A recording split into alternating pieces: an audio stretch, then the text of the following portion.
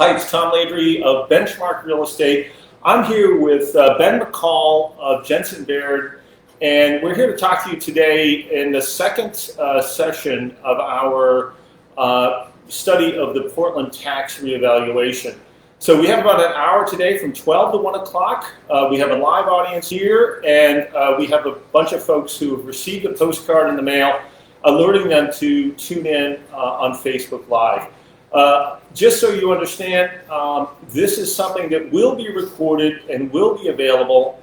Any of the documentation that we have that we're presenting today will be on Benchmark's website. I'm not sure if it's there now, or it probably will be there at the end of day today by 4 or 5 o'clock. We will upload the videos, and we will have on our blog page on benchmarkmaine.com, and that's www.benchmarkmaine, like the state.com. We'll have documents you can use, and one of them is a summary of the process of the reevaluation. What we've done is taken the city information that's come out over the last couple of years and condense that into a helpful worksheet to go through to explain to you the process. But we also, and even more importantly now, and the goal of today is to review what happens next. We're not going to spend our time today going back and reviewing why reevaluations happen and the process they went through to come to this point.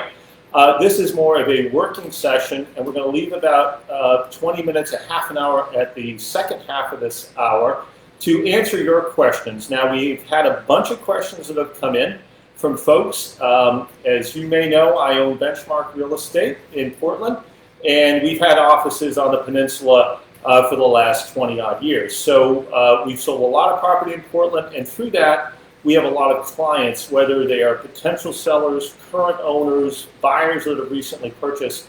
And over the last 2 weeks, when the reevaluations have come in the mail to these folks, I have had numerous people, it's approaching 50 people, whether it be via email or online, reach out to me with some level of anxiety, frustration, and wanting to get more information and help around how they can approach the informal appeal process, which is explained online with the city, and also potentially going forward to a formal appeal process of their valuation.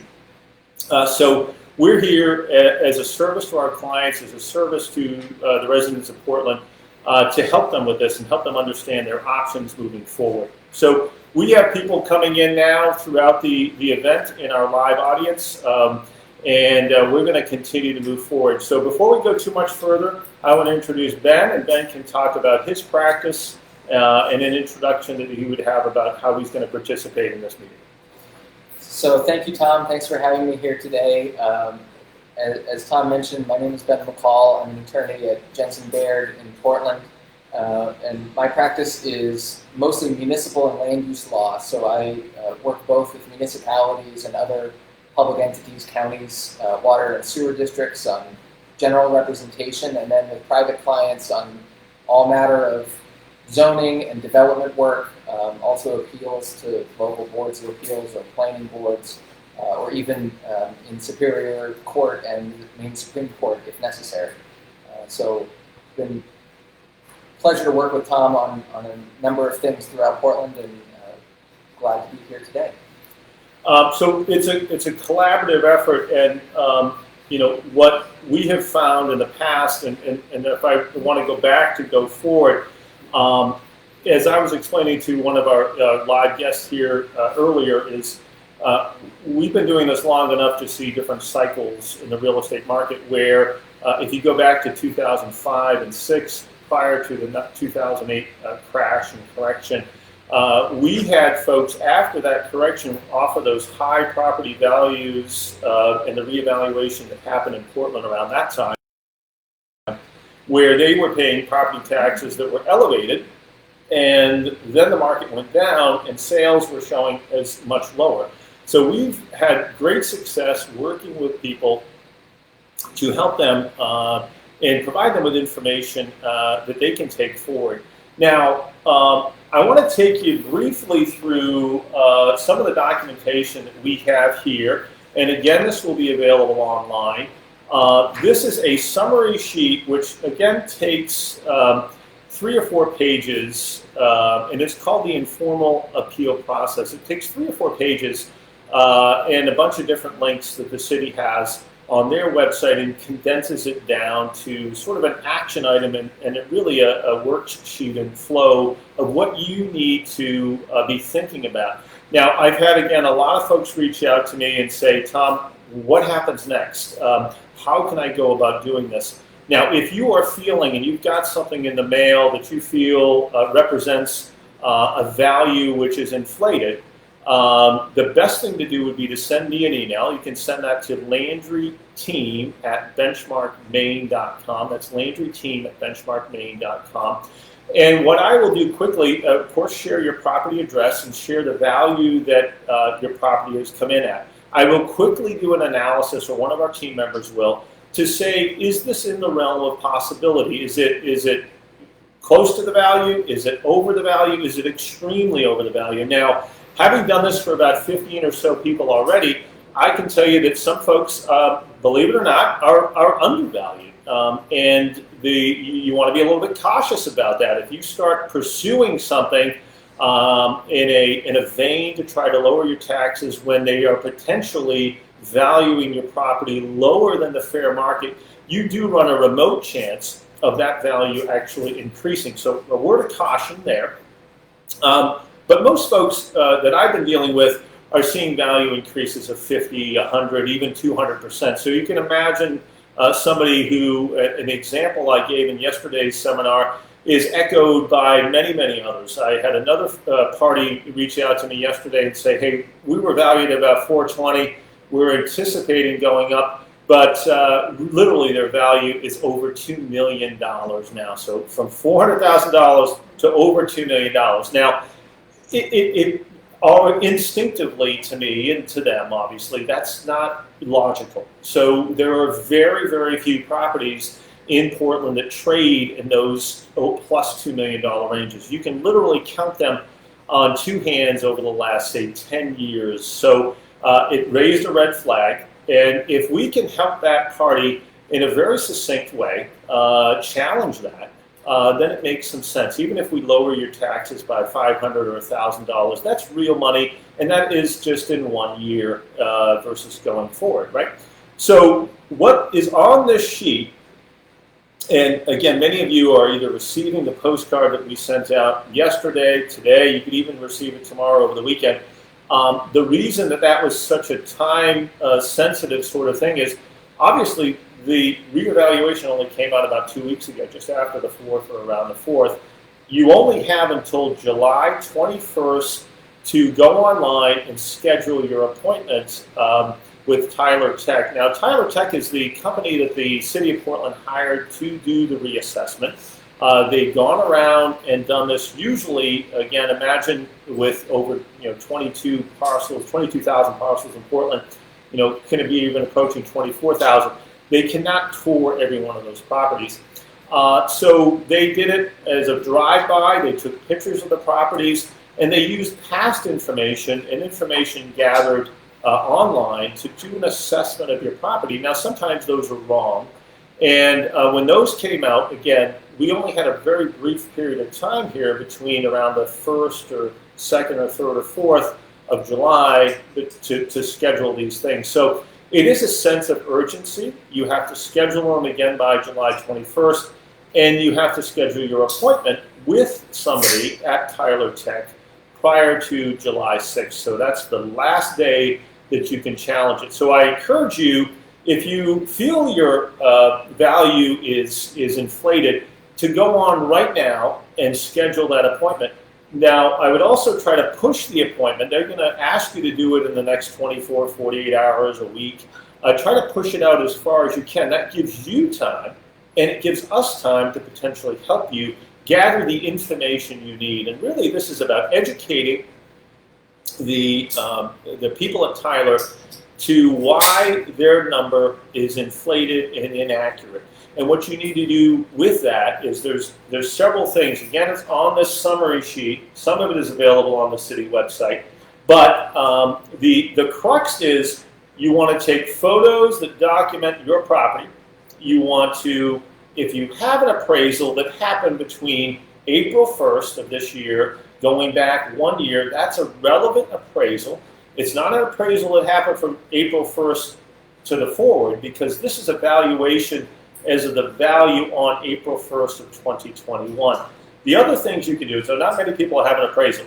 And I just had somebody ask me, can we get an appraisal done? The chances of you getting a real appraisal from an appraiser in the next 2 weeks is nearly impossible. So that's just not going to happen.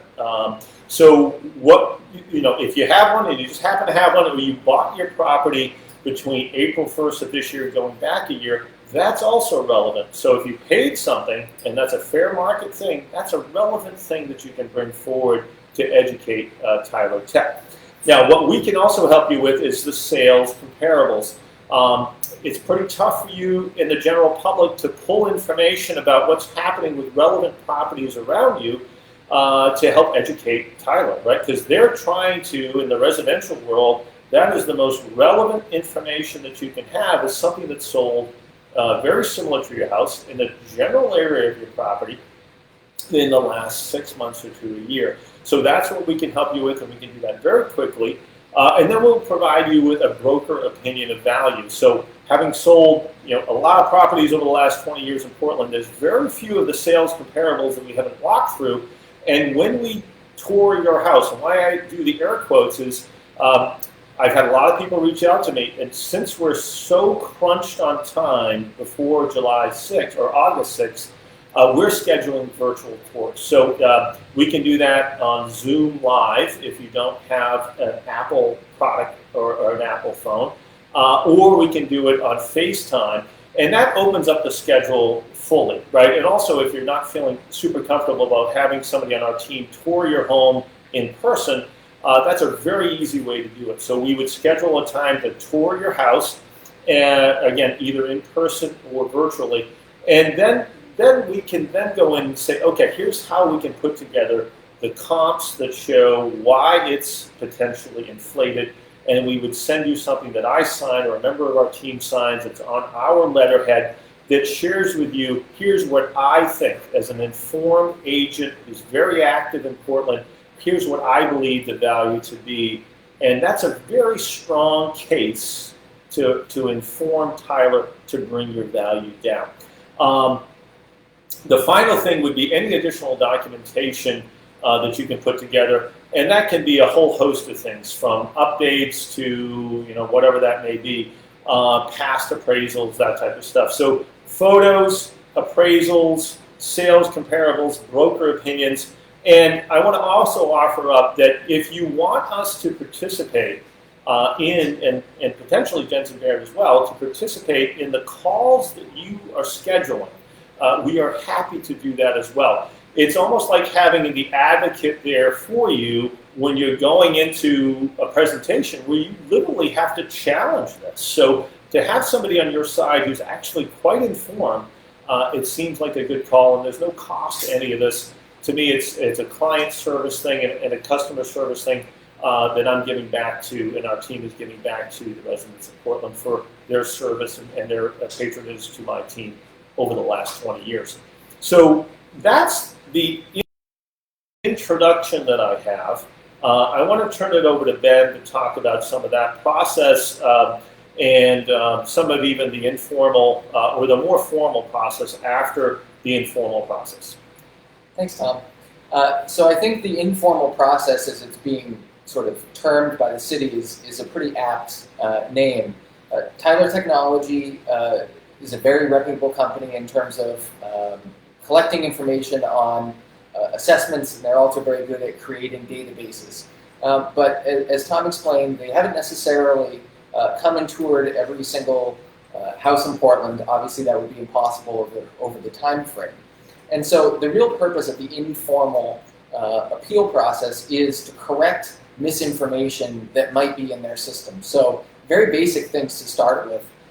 Whether the number of bedrooms that they have for your property is correct. The number of square feet that your house is, or the total lot size. A lot of times, and I think likely all the time, they're pulling that information both from the existing city database in the assessor's office, and then if things have changed since the last time the property was assessed, so maybe there was a lot split involved, maybe you sold a piece of the property away to an abutter or to somebody else, you really want to make sure that all of the information that they have is accurate, because all of those numbers are going in to produce a final valuation of your property. And as Tom has put on the handouts, and we can certainly post this later on, the best place to start immediately is the city's website. You all received in the mail, likely, a printout that contains some basic information. But the city's website has much more, and it's all of the information that Tyler has collected through this process. So that will tell you things like the number of bedrooms and bathrooms that the city has on file for your property, square footage for your house and for your lot, and then recent sales for that property over the course of the year. So you want to make sure that that information is correct. So once you've looked at that information, again, as Tom mentioned, you have until July 21st to set up an informal appeal with Tyler. That will happen by telephone at some point in the next month or so. But let's assume going forward that you have an informal appeal with Tyler and your valuation doesn't change.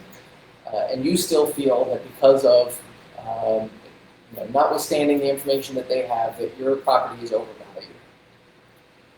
What's going to happen after the informal appeals process is finished is the city of Portland is going to commit its taxes, which means that the city has figured out the total amount of money that it needs to collect for next fiscal year to meet its budgetary needs. And I think at this point it's worth pointing out something, the relationship between the valuation of your property and the amount of taxes that you're going to pay. So the valuation of property is only one step in the process. So by law, every municipality in Maine is required to update its total valuation, which means how much it values all of its real property within its boundaries every 10 years. Now, Portland, of course, has been delinquent in this. It hasn't updated its books in 15 years. Part of the reason why we're seeing such a large discrepancy between what properties were valued before this revaluation and after. But once it has an updated number of total valuation, it basically takes that amount of money or that amount of value and figures out what's called a mill rate. A mill rate is, it's basically taken, it's an abbreviation effectively, and it means how many dollars per $1,000 of value are you going to be charged in property taxes. And so what the city will do is it will come up with a budget for its next fiscal year. So the total amount of money that it is going to spend to cover all of the services that it provides. So from plowing the streets, collecting the garbage, parks and recreation, everything. It's going to take that amount of money. It's going to then use the total valuation of property in Portland, do some math, and we'll find out how much per $1,000 of value does it need to charge you as a taxpayer in order to raise that full budgetary amount.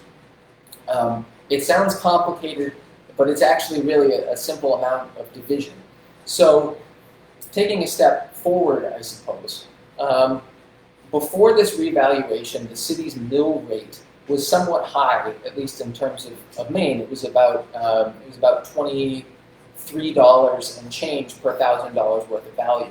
But what has happened now is because the city has updated the values of its property, the mill rate in Portland, as of this year, is set to drop from that $23 level to about $13.50. So almost a $10 drop in mill rate. So what that means practically is that even though your property valuation may have increased, it doesn't necessarily mean that your taxes will go up. Many people will see an increase in taxes because the amount of increase in your valuation will far exceed the difference in the mill rate. But that's something to really keep in mind is what you want to do when you go to the city's website, look at your total valuation, take all of the zeros, the 3 zeros after the comma, take the total number of thousands, multiply it out by the mill rate, and that will give you a good idea of how much in taxes you're going to pay next year. That should also probably be at the bottom of the piece of paper you received from the city.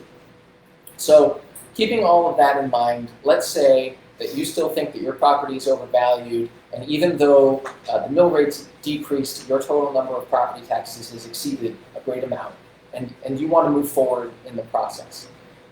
After the informal appeal process is, not coincidentally, the formal appeal process.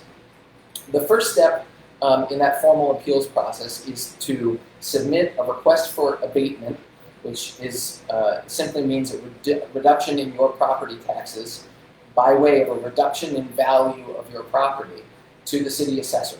There are standard forms that City Hall has that you can submit to the assessor, but it's not as simple necessarily as filling out a form. Like Tom mentioned, there's a lot of information that goes into this process. We're talking things like recent sales in your neighborhood, recent sales of comparable homes. Perhaps you recently did a large-scale renovation to your property, and you know what the replacement value, or the cost to replace your entire home is, and that's far lower than what the city has your property valued at. You're going to take this information, you're going to put it all together, perhaps with the help of Tom or an attorney or an appraiser, and you're going to submit it to the city assessor's office. The city assessor is going to look at that, and he is going to determine whether or not, based on the information you've provided, whether the city's assessment is too much. Keep in mind, however, that the burden at this step in the process and throughout this process is not just on it is on you as the taxpayer, not on the city. You need to show that the city's valuation is wrong, and for whether it's right or not, Maine law effectively gives the tie to the municipality.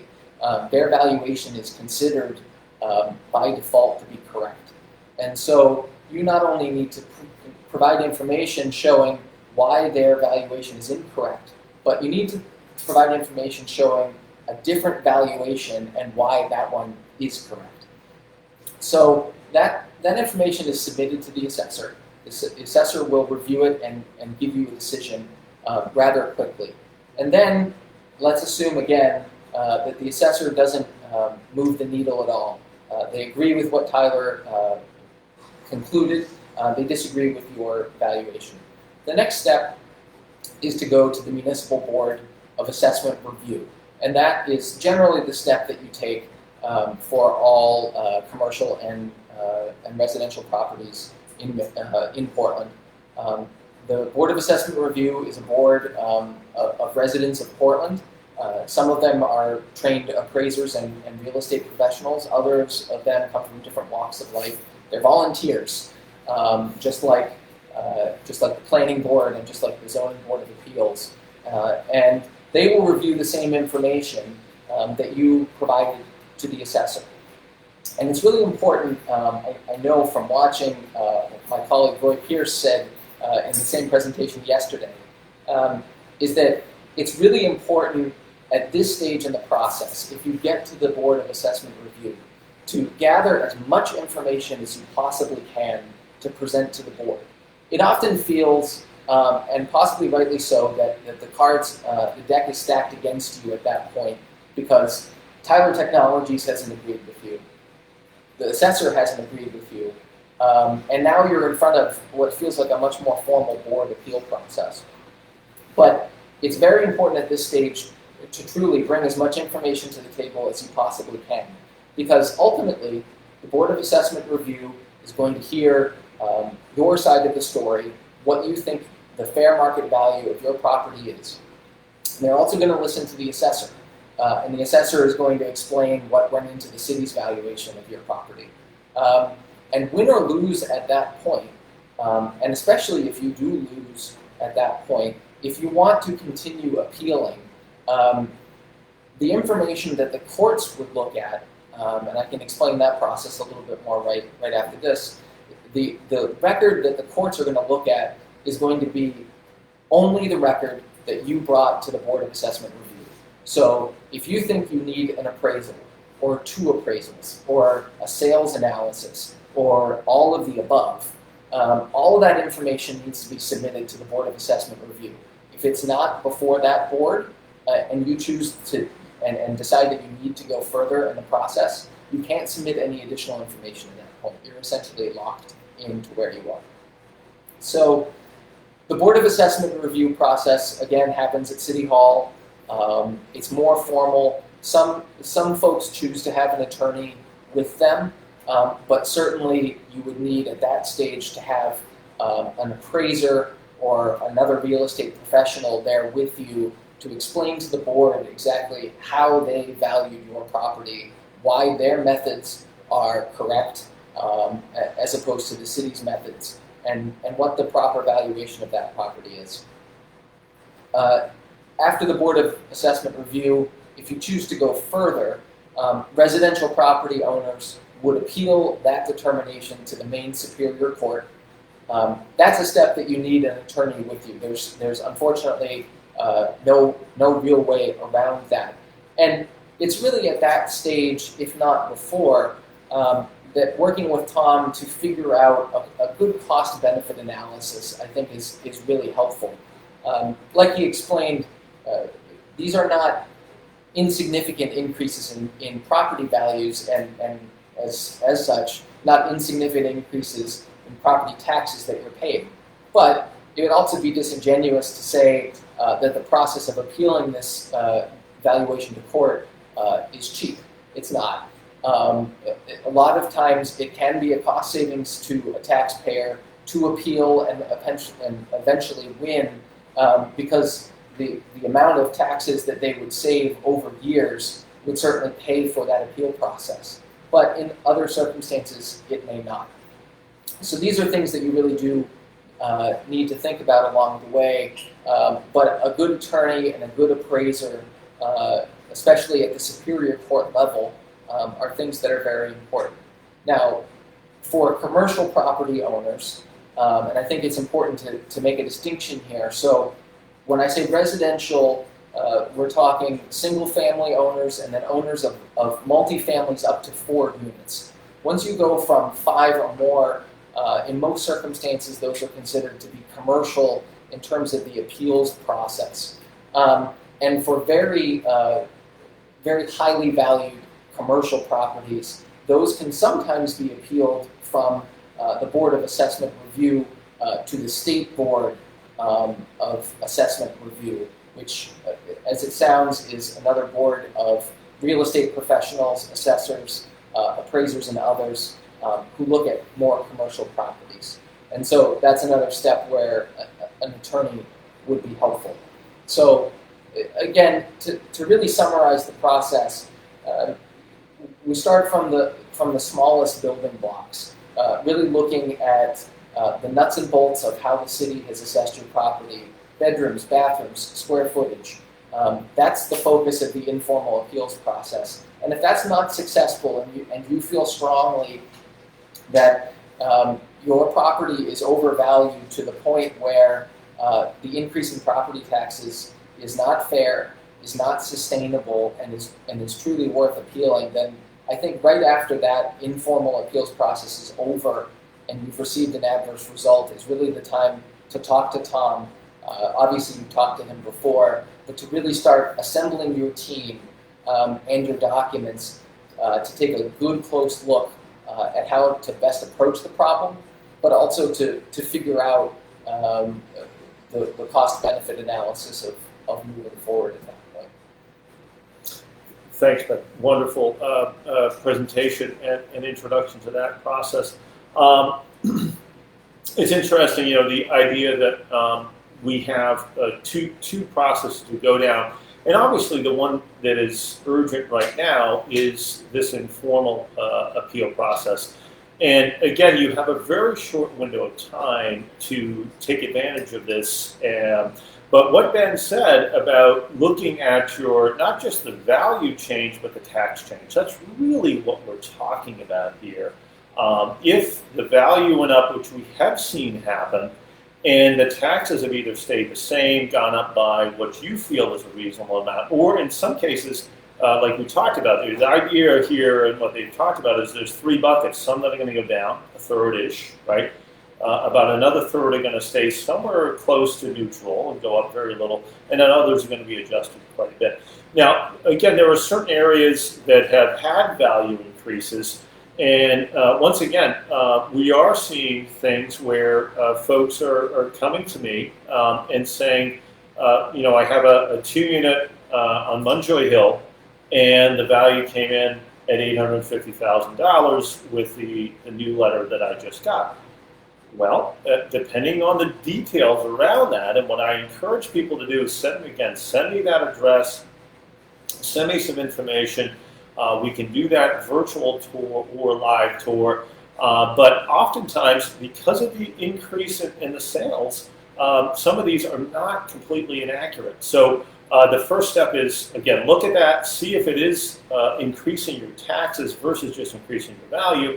And then we can take it to that next step. But keep in mind, again, you should go on, if that's a quick analysis that you're doing, that first building block has been called it.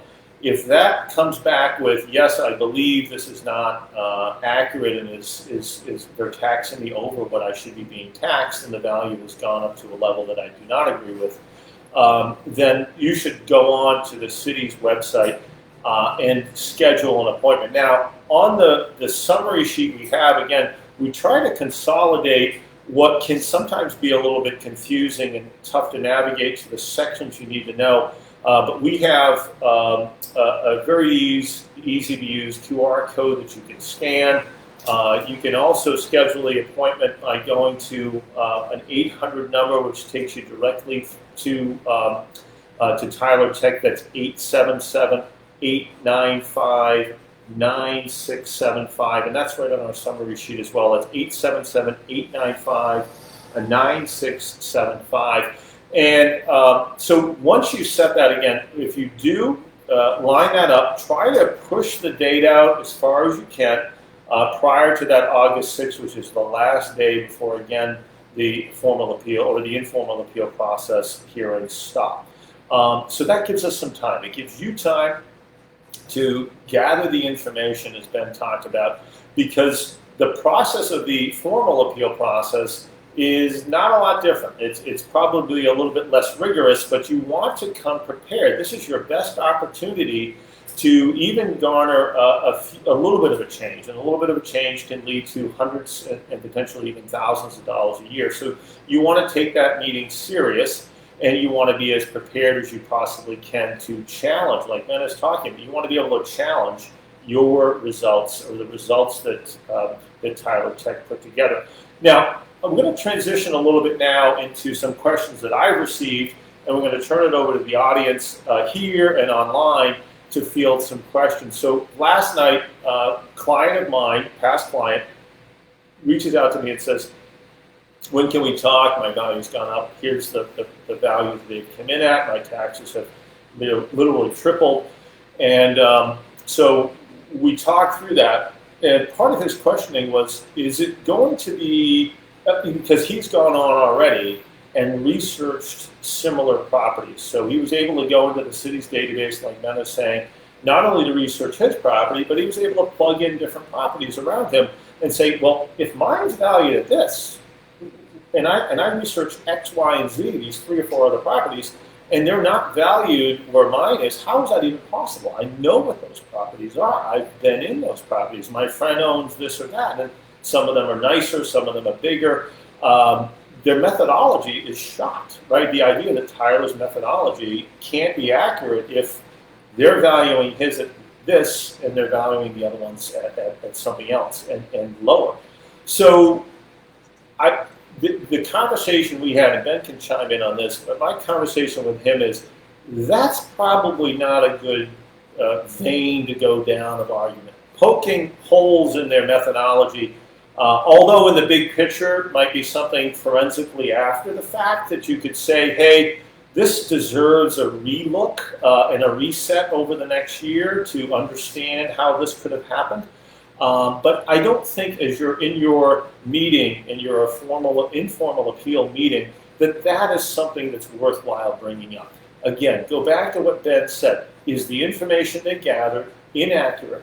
And then let's inform them in a way, again, that we'll put together for you about the sales comparables, right? That's the most relevant information. What somebody paid for something very similar to your house in a very close proximity to your house or your property in the last 3 months, 6 months, a year from that April 1st date is the most relevant information that anybody can use to determine the value, right?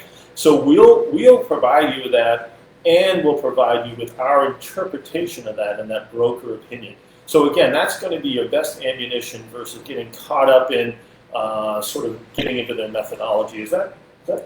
No, I think that's really accurate. And again, it's important to remember that it is simply not enough to poke those holes in their methodology. The goal of an appeal here is not to say, well, they could have done that a little bit differently, or perhaps they're overvaluing the land that my house is on as opposed to the value of the house. There are certainly variations in methodologies, across assessors, and there's a certain amount of discretion that goes into it. But you really do need to find and present to somebody along the way, either Tyler or the Board of Assessment Review, the assessor, what you think the fair market value of your property is and what it should be taxed at.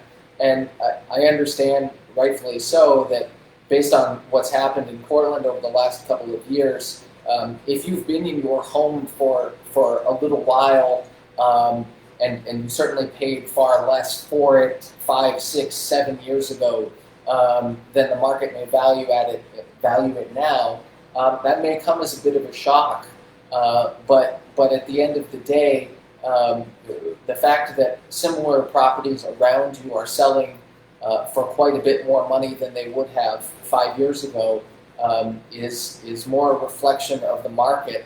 And that's the type of picture that an assessor or Tyler Technologies is required to look at. What it's valued at right now. As Tom mentioned, this all may very well change in a couple of years. We don't really know what the future will bring in terms of Portland and its real estate values.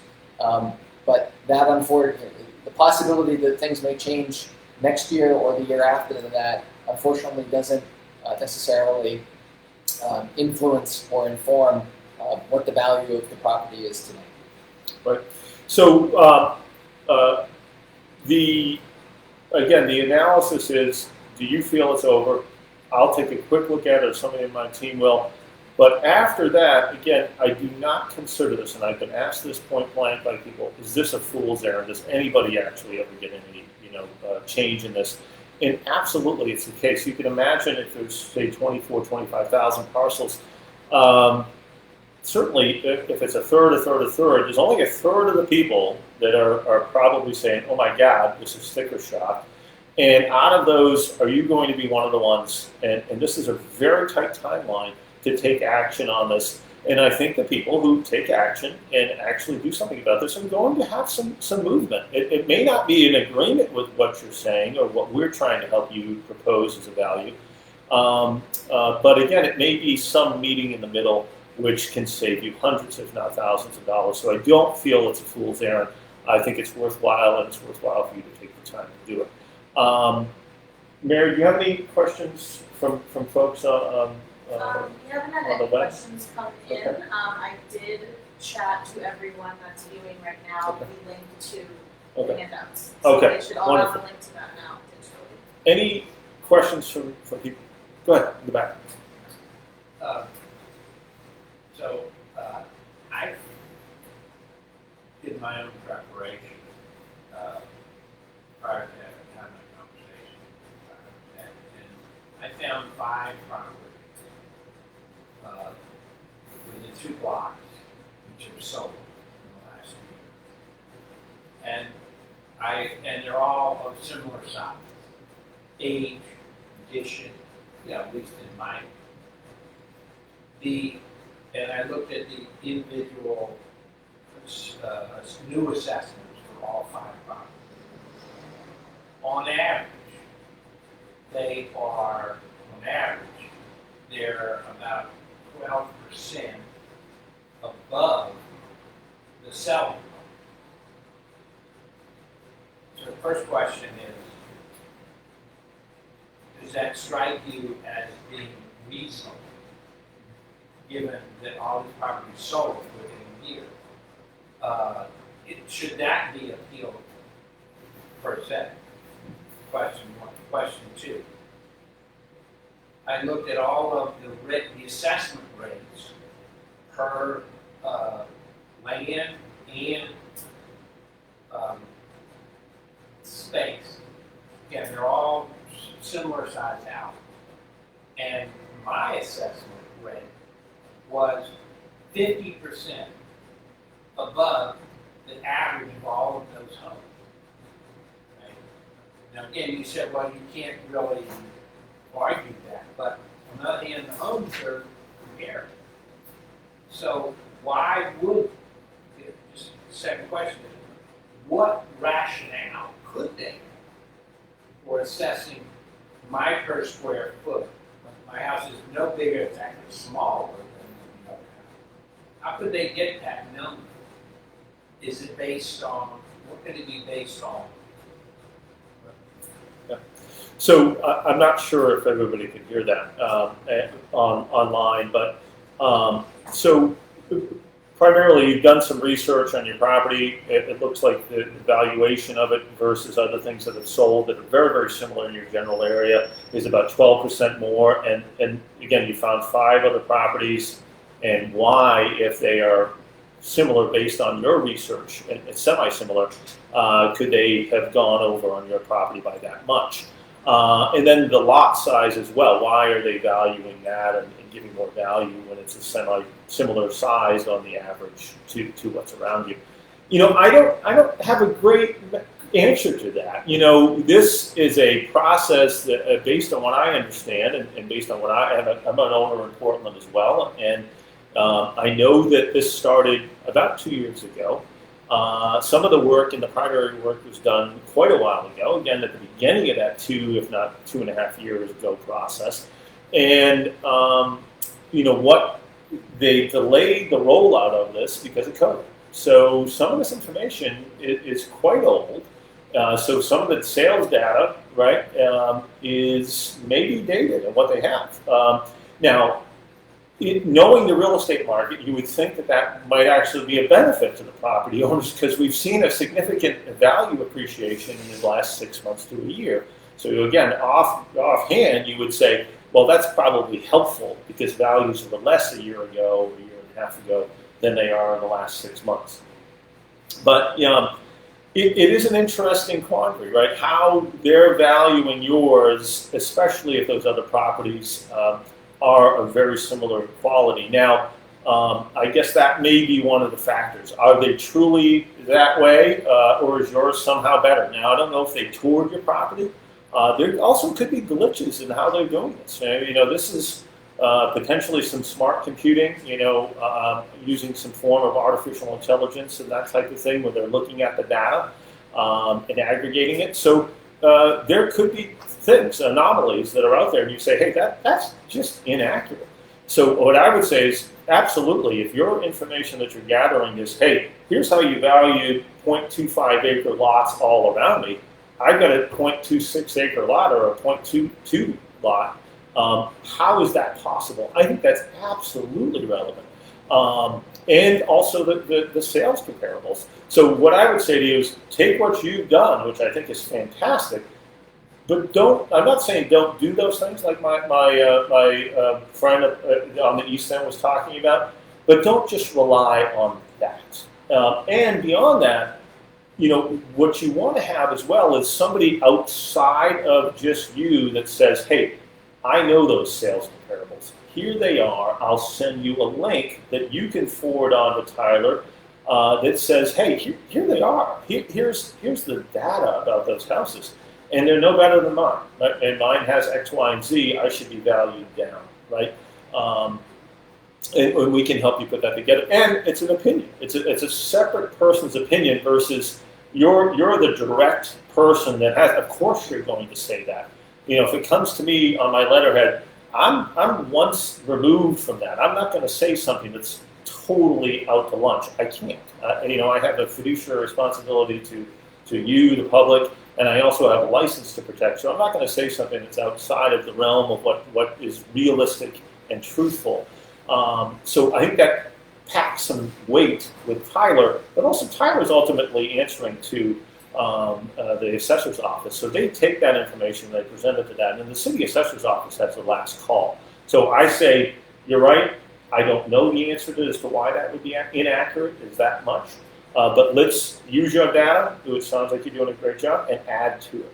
I'll turn it over to Ben Anderson. I think Tom's the real estate professional here, and not me, but I agree. I mean, I think that the 12% increase, like Tom said, it's looking at the value of the property on April 1 of 2021. So certainly a lot could have changed between the time that they started the process and now, and frankly, since April 1 of 2021 and the present day, the value of the property may have gone up even further.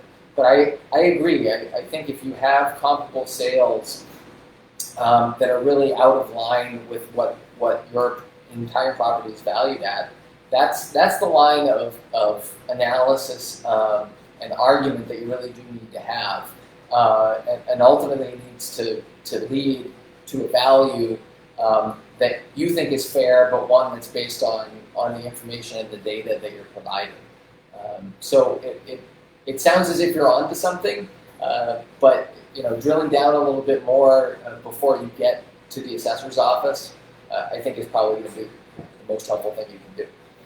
So there's your particular thing, but also it does make me go back to this idea of their methodology may be a little bit shot too. Right? I mean, let's talk about that, because if you're experiencing it, and we have 30 or 40 people that reach out to me, there's many more people who are frustrated by it that aren't reaching out or aren't reaching out quite yet. So that may be a systemic problem or part of their methodology that they use that they need to be aware of, or the city needs to be aware of. So we're going to make notes of this. And just as an aside, I did invite representatives from Tyler Tech to be involved in this and participate. I invited the city assessing department to be, and I did hear back from the city assessor saying it was just too quick. Everything's too quick. We just got this notice, and you only have so much time to appeal it. So it's just, I understand that it was quick that I invited them, but it also was a very quick process that I'm trying to apply to. But he did say he would have loved to have attended Chris, the head of the department, but he just couldn't fit it in about a 72-hour notice time frame. So, other. This gentleman might be able to answer this actually, but when you do the informal formal appeal, how long until you get an answer? I don't know. I haven't had any clients who've been through that process. My guess is that, well, to put it in, they need to have a final number to the city for commitment in August. And so I'd say it's a matter of a week or two that they'd be able to give you an answer, because they have to, because they need to decide on a final value for the property to go in, because the city technically hasn't locked in the final mill rate yet, and it needs to do that in a matter of weeks before it starts collecting taxes. But you wouldn't expect to get a yes or no on that phone call. No. You had to do a 15 minutes. I scheduled one for 2 weeks from now. Yeah.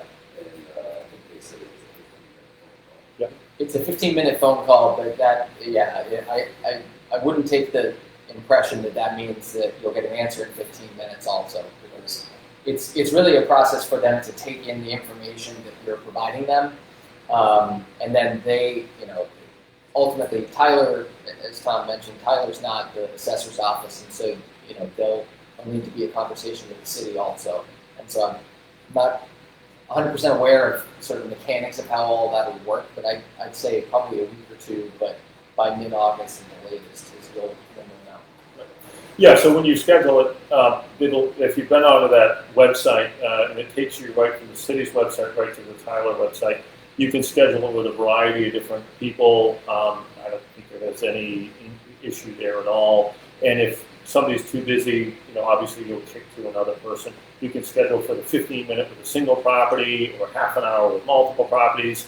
You either schedule it with residential, as Ben said, that sort of 4-unit and less, or commercial. And then there are websites emails where as you're going along, and what I would recommend too is not as you're going along. Wait until maybe 48 hours before you're meeting with them to send them a batch of information. Now it may be in multiple emails, but you want to be prepared. You want to treat this like you're going into some formal presentation, like the more formal appeal process. And you're dealing with a company here which is answering to their client, which is the city of Portland. So you want to take this seriously and provide them with a comprehensive package at that time. And the emails are right there. It's either the residential or Portland_residential at Outlook, where you send all of the information to, or Portland commercial at Outlook.com as well. So after you schedule that, I would again wait to gather the information and then send that out as a comprehensive package with a cover letter and things like that. So it sounds like there isn't any transparency as to what the actual process is that Tyler uses to evaluate the hearing, or what criteria they use to make that decision. Do you have any insight into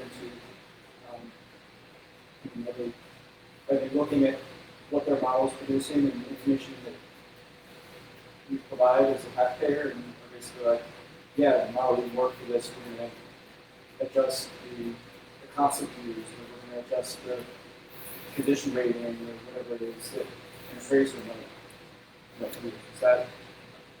I think you're right. I have not seen anything that I've read that says in that meeting, here's the criteria that we're going to use. I have not seen that posted anywhere. But I do think, again, they're going to collect it. You're not going to get an opinion at that meeting. They're going to take that and bring it back to city staff. And I do think there's a bit of the greasy wheel, or the squeaky wheel may get the grease that goes on here, where you may see some movement. We may see some change there. And it could be, just hearing people, right, and saying, this is, we want to respond to the public. These are public servants, if you will, in our city. So I do think there's a desire to have this be accurate and to listen and to try to be influenced by somebody who feels this is egregious or inaccurate. I suppose, and also somebody who's just not saying, I feel it's inaccurate, but who's informed and brings that to it. But no, I don't know of anything, and I have not been able to find anything. I'm not saying it's not buried in multiple pages, but I'm not seeing anything on there. They probably will go back to some of that original criteria, right? So I have a hypothesis based on what I found in the 5 properties that I looked at, which is, in my case, and one of the other properties, we both are living in our houses more than 15 years. The other properties, there have been more recent sales. So Tyler had, there had been a recent sale. Whether they factored that in or not, I don't know, but they factored in the fact, I think they factored in the fact that there were other sales in the 15-year period that gave them more of a basis to go on. Because the 2 houses that had not been sold got jacked up way over and above the other ones that have just sold. as a percentage. Okay. They got jacked up way high. Not only above the actual sale, but the most recent sale, which they may or may not have had. But it looks to me like they look at the property and they look at the sales, and that sort of gives them some sense of what the value is. That's a pure hypothesis. But The 2 properties that were, mine being one of them, got Yeah, and the idea is, what's the hypothesis about the criteria they're using, and one of them is we hear here is the idea that if something hasn't sold in this area or other things have sold that are similar, that could be an influencing factor because they have some data around that.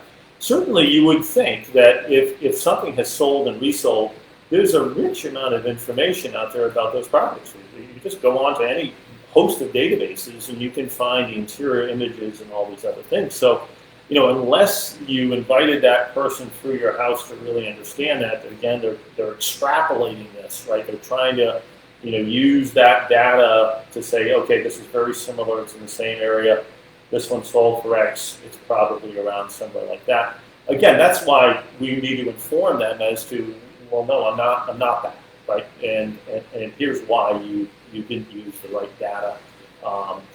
Again, many people would not have invited them. That was one of the check marks that we said, do you want them to tour your house? And I don't think many people checked yes, right? There's, I think, an innate fear about that. Look. Sorry, we have one, before we start in 5 minutes on the live stream, we have one question that came in that I can read to you. Sure. It's from Nancy. She is wondering, do you know how they use basement and square footage totals? Some properties have nothing listed for basement. Some say rec room, 400 square feet, etc. Is that all included in the total house square footage? So I'm not 100% certain, again, the criteria that Tyler would use, but usually municipalities will look at the total square footage of a property, and they would like to categorize that as what type of square footage. Now, it could be a 3-season porch that's unheated, or it could be something very similar to that would be a basement. They do give a discounted rate, Nancy, for those types of areas which are not above grade.